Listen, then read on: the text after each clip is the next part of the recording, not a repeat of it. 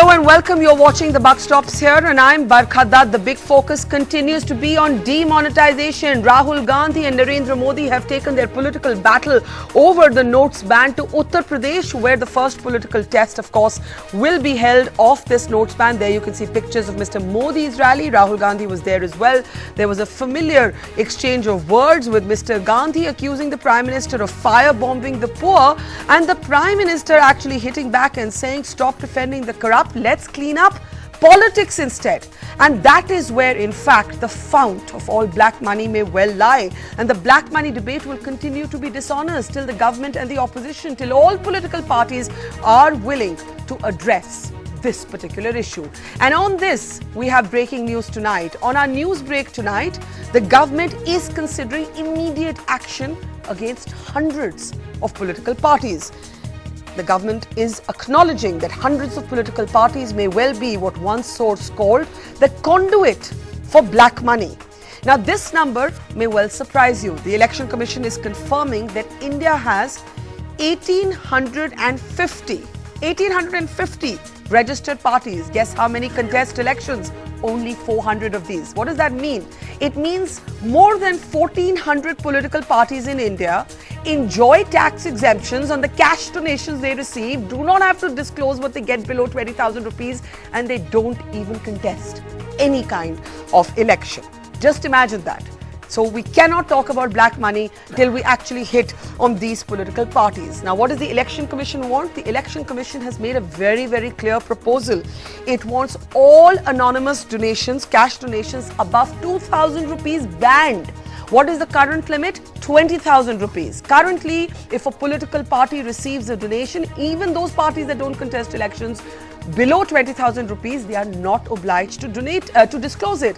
Of course, big lump sum donations are also broken down into small cash tranches, and that's how big political parties get away with Kala Dhan. It is literally Kala Dhan Incorporated, the politics of India. The government is now confirming that it is willing to bring down the exemption from 20,000 to 2,000. The Prime Minister has referred to cleaning up the funding of politics in his speech in Uttar Pradesh today. But this, of course, will need Parliament to function and for an actual legislation to be passed. So, in fact, all political parties are on test. Meanwhile, for ordinary people who are lining up at ATM queues, there continues to be a reasonable degree of confusion every day. On our news break tonight, the government has had to clarify an announcement made by the RBI earlier this morning. Let's stay on that for a moment. The RBI earlier today said that if you made a donation, a deposit over 5,000 rupees of your own money in old notes in the bank, you could be questioned by two officers.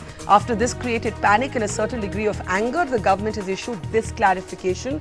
This does not refer or apply to first-time deposits. So if you did not deposit your old notes all this while, don't worry. You can still do this till the end of the month. But if there are repeated deposits of 5,000 plus, because the government is saying all exemptions on old notes are now over, in other words, you can't use old notes at petrol pumps or government hospitals, the government is calculating that there is no need for repeated deposits. If you have old notes, just deposit them in one go.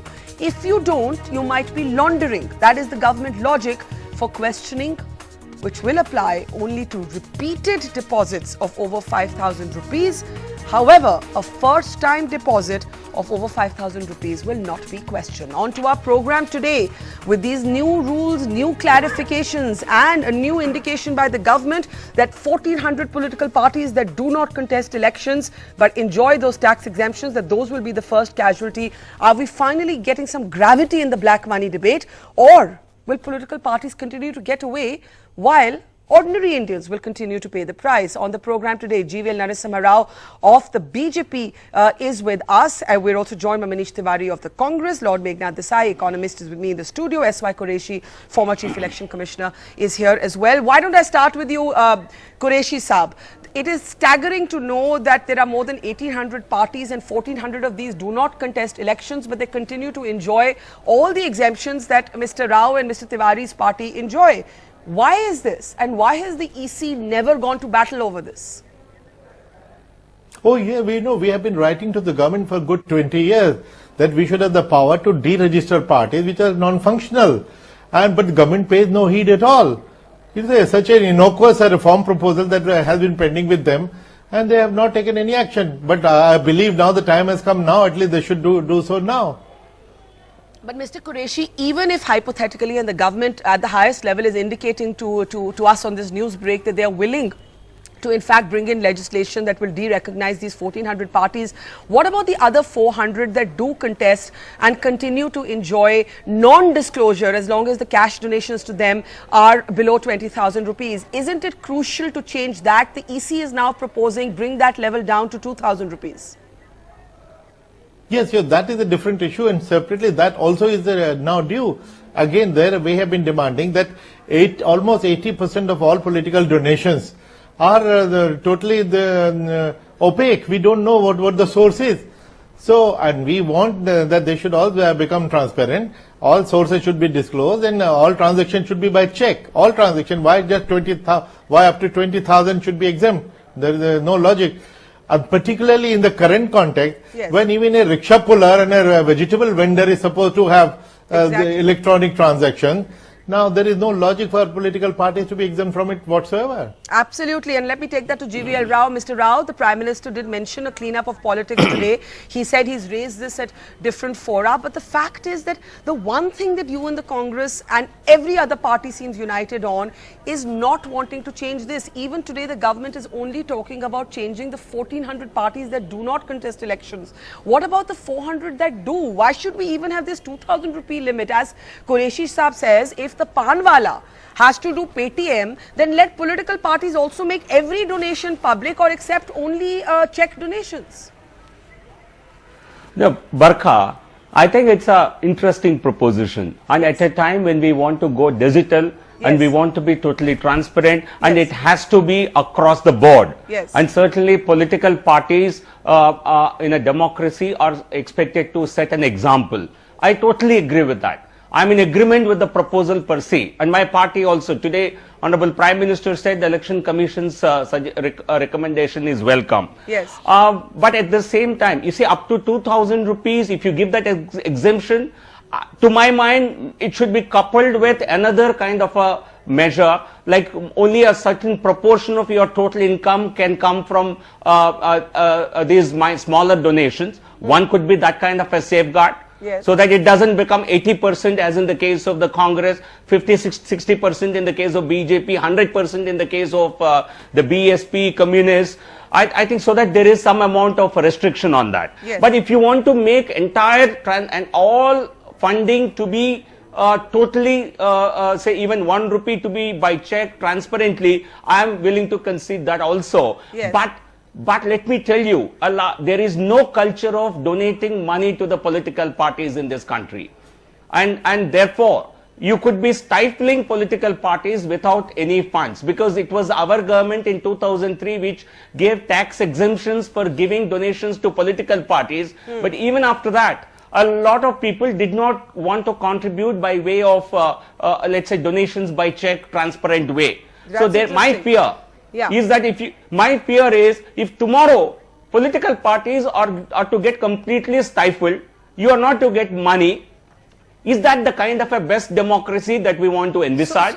Therefore, my view is it is a comprehensive. Just one line. I think we need to look at this comprehensively. The objective has to be to bring transparency, to end any kind of laundering that can happen through political parties. But at the same time, we have to ensure that we have healthy functioning of political parties. So there is a comprehensive debate that is required. And I think the Election Commission as a neutral body is the best body to really begin such a debate. To come in briefly, and then I'll go to Manish and Meghnad Desai.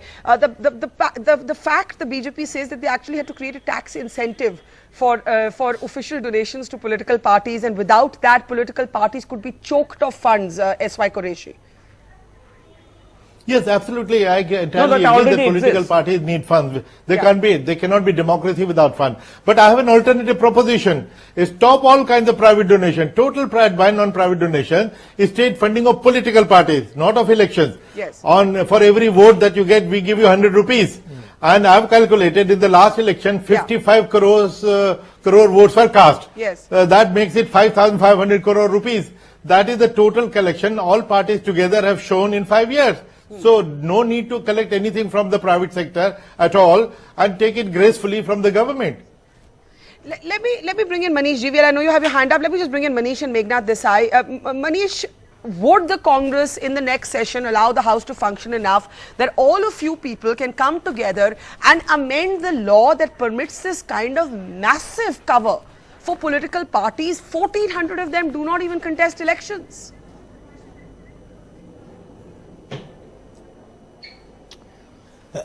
Barkha, the difficulty is when you try and do things piecemeal.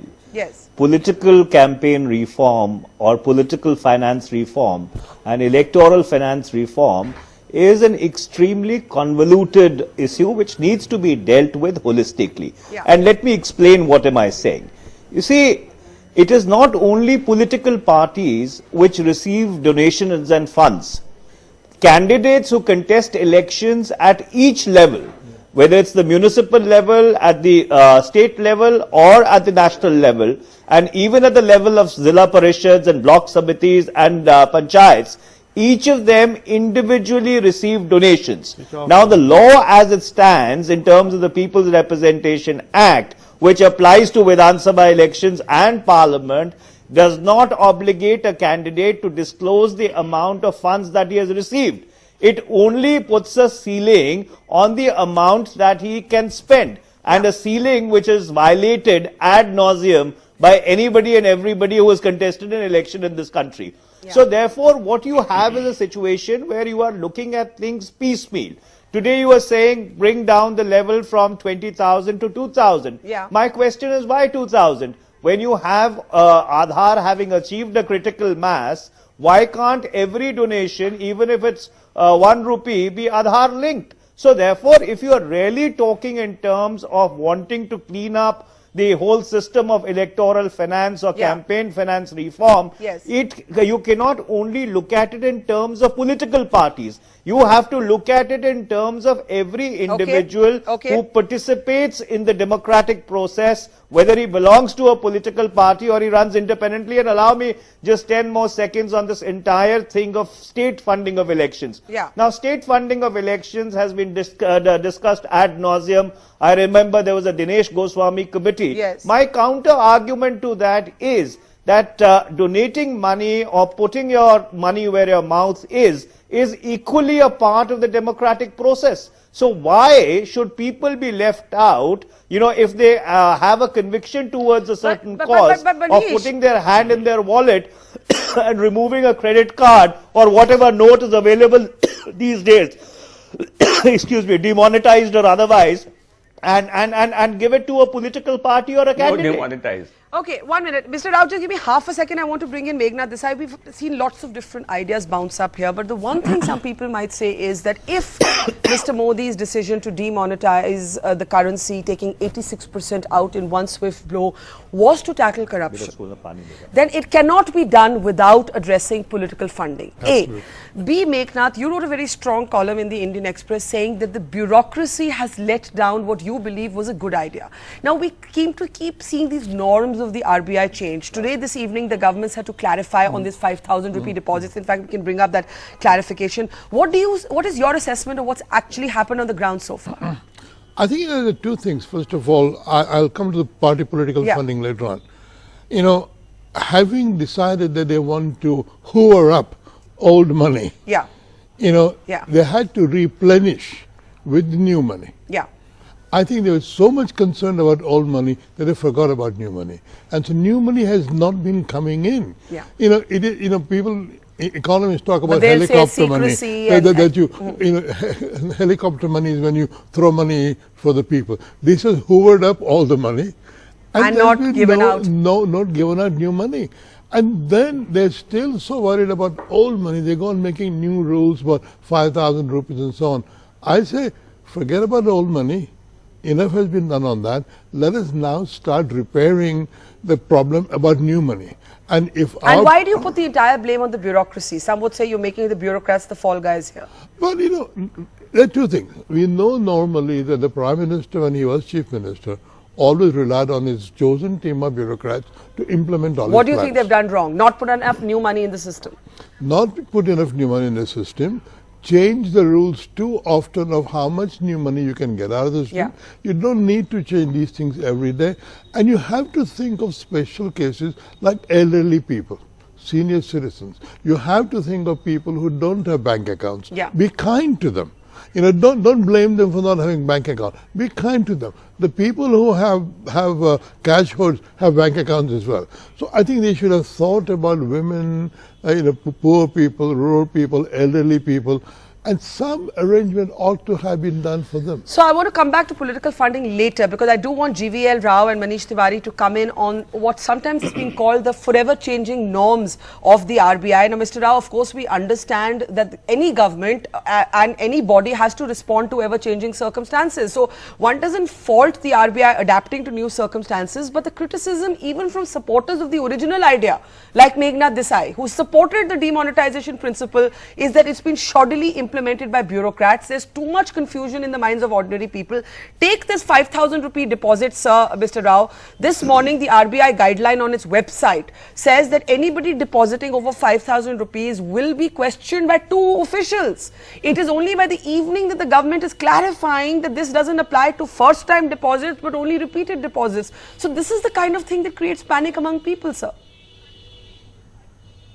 No, Barkha, the main aim of this is to restrict how many times one can deposit cash in the remaining days, is to ease unnecessary queuing up at the banks. A large number of people, like it happened with the exchange in the first few days. Same people standing in the queue repeatedly, clogging the queues. So similar thing is being noticed in the case of deposits as well.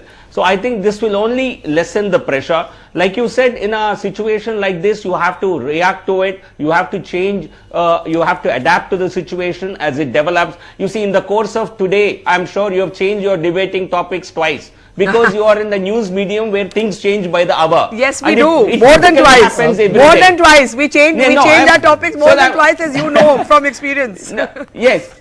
Yes, sometimes it happens 10 minutes before because a new topic has broken. Sure. Some new story breaks. Sure. Although the same analogy doesn't, I'm not saying it's the same analogy. Yes. But for any body, and when you're doing something for the first time, you have to ensure that things really, you improve them as you go along. And you know the Venezuelan experience. It's by no means it's a country that we can compare ourselves with. Yes. A tiny country like Venezuela is not able to have to call off their demonetization attempt after having announced it. Yes. But look at the manner, look at the scale, size of our country, size of our economy, the breadth, the length and breadth Lord of our country. Desai's argument that the bureaucrats have let down the Prime Minister. Do you agree with that? And then I'll get Manish to come in. Do you agree with that? Do you think the bureaucrats have let down the Prime Minister, Mr. Rao? No, you see, I would not really like to make you're playing safe comments. on that. Certainly there are You're playing safe on that one. There are I think there have been implementation problems. Let's understand this. Yes. There have been certain limitations, but I think one learns from experience. Possibly this also tells us what kind of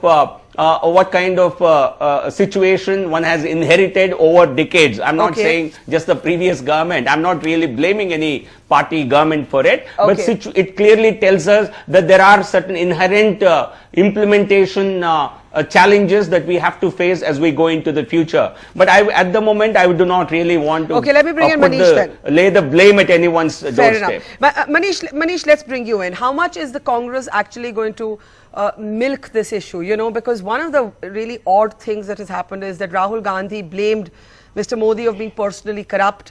But the only thing he keeps bringing up in his speeches is the Vijay Mallya story, right? That's a known story. It's a known debate. He had a balloon that he was going to burst. He did not burst that balloon. There was an earthquake. That earthquake never came. What is the Congress playing at here? He met with the Prime Minister on the very day that the opposition was marching to the President on demonetization. What's going on here?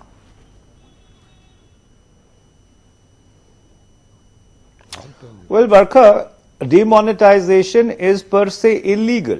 And that's why, if you look at the 11 questions which have been framed by the Supreme Court, which are now before the Constitution bench, 9 out of those 11 questions actually deal with the legality, the per se legality of the whole exercise of demonetization. Right. Insofar as implementation is concerned, it is a completely unmitigated disaster. There cannot be another term to describe it. And number three, to compare policy pronouncements by the government to the ever-changing needs of the news cycle, for the lack of a better word, I think is completely hilarious. There has to be a certain stability in government policy. Yeah. And if I understand it correctly, this policy or these policy pronouncements were placed by the government before the Supreme Court. So it well may be the case that the government may actually be in contempt of the court for misleading the court in terms of placing one policy the court and had then the option amending to it strike it down. subsequently. The court had the option to strike it down. It has not happened Well, yet. The court has had the option to strike it well, down, the Manish, court- and it has very specifically not done Well- that yet. Let me bring in Meghnad Desai. Well, the court still has the option of striking Yes, it down. theoretically, the yes, court but- still has the option but of striking prima it facie down. it has It is not taken before a a knee-jerk constitution reaction. bench. So therefore, the option of striking it down is not over as yet, Barkha. Okay, Meghnad Desai, the argument is actually a deeper one, and that is that if we accept that it is only between 6% to 10% of black money that is in cash, and most other black money is channeled into gold, into real estate, into Swiss bank accounts, into the Cayman Islands, whichever tax haven of choice, then was this pain worth the gain? Even if implementation is only one part of the debate. And two, as long as political parties continue to enjoy this immunity that the vegetable vendor and the flour seller and the railway coolie and the pan wala and the samosa wala doesn't enjoy. There's a hypocrisy in this conversation. I think that there are two things. There are different forms that corruption takes. Yes. Of which one form is a cash hoard, a hoard of cash. Yes. Cash is easiest to hold and easiest to pass off. Yes. And if I want to bribe you, I can bribe you in cash much more easily Yes. than in jewelry. So to get rid of the cash hoard is not a bad thing. It doesn't mean it's the only thing. It If has you to be want one among many I mean, things.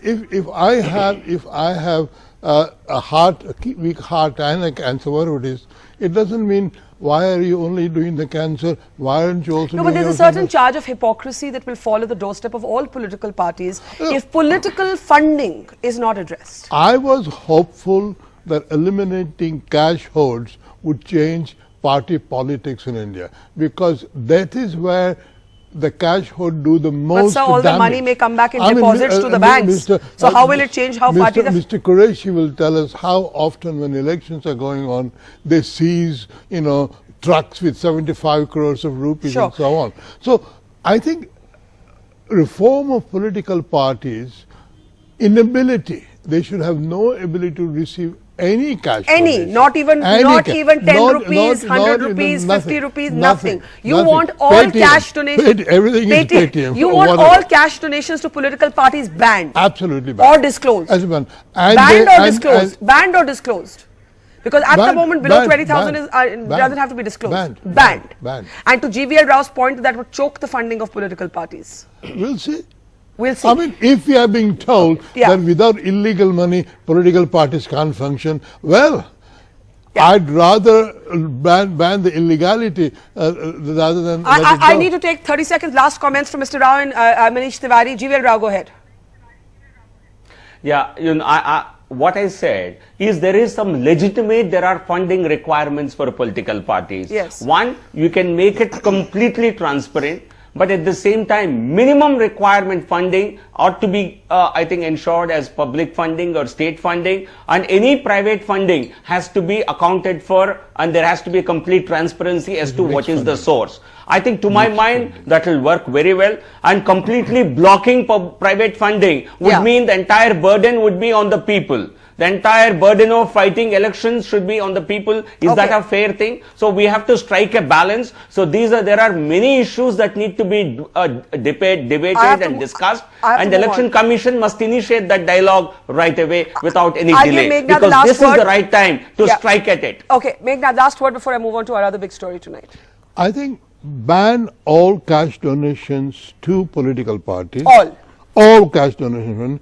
Make all political parties completely transparent. They must have only bankable accounts, and they must have income tax returns. And that would be called putting your money where your mouth is, quite literally. Exactly. For a government that has promised a crackdown on corruption, this is a test for political parties. May I come in for a moment? Yeah, just quickly, Manish, I'm moving on to the next subject now. Quickly. May I come in for a moment? Yes. Well, you see, we've had mixed metaphors on this show, but there's one point which I would like to make. The reason why this 5,000 rupee limit has now been imposed by the government is primarily because more than 12 lakh crores or more out of the 14 lakh crores demonetized is already in. So by the 30th of December, if you had all 14 lakh crores in, there would have been a legitimate question that was there any black money really in at the all, system? or has it been laundered? It's a fair point. It's a fair question, and I must allow GVL to respond. I to that. don't think so. It's a very fair question. that's Is right. that the reason you're saying no more deposits over 5,000 rupees? Quickly. It's a wicked but fair question. Absolutely no. Yeah. No. I'll tell you the real reason. Yes. Because the queues, you see, the queues have not completely ceased. It's a reality, and I have no difficulty in accepting it. Okay. And you don't want, the exchange also was called off early because we didn't want the queues to really become longer. No, if you have more money, if you want to deposit more money, nothing stopping you. Please give details and deposit. If we find that there was no black money in the country and we were always honest, But just one line, how Barkha. lovely it would Just be. one line. Yes, I have to end just one line. Yes. I have traveled through several villages in UP and I've just returned half an hour ago. Every village I heard this story, that there were a lot of people going around asking people to deposit money in somebody else's accounts. This is an account I heard at least in 20 villages. Of course. So if it was all accounted money, why would anybody be looking around? No, but so it for may have been public, laundered. That's people, the problem. Therefore people... No, the people 37,000 think crores there is surge in a Jan Dhan. phenomenal amount of black money. Yes, It's not 5% or 6%. It's a large amount. Okay, Meghnad, you're saying one sentence to you and I have to close. What were you saying? Well, I think if all the money has been bought in, either there was more black money than we thought, or we are all very honest. All right, leaving it there on that note of sarcastic cynicism, Meghnad Desai, GVL Rao, Manish Tiwari, thank you for joining us on the Buck Stops here.